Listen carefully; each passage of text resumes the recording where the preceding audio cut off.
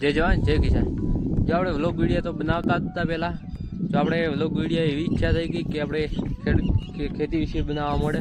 પણ જો કનોજી વાધણિયાની કોમેન્ટ આવી જોઈએ અને કિરલબેનની આવી જોઈએ, ગમે તેમાંથી એક આધાની આવશે તો ચાલશે.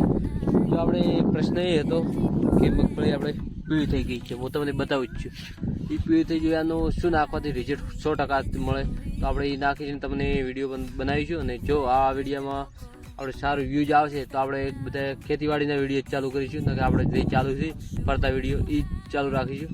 જો અમને સપોર્ટ કરવા માગતો હોય તો પ્લીઝ સપોર્ટ કરજો અને શેર કરજો.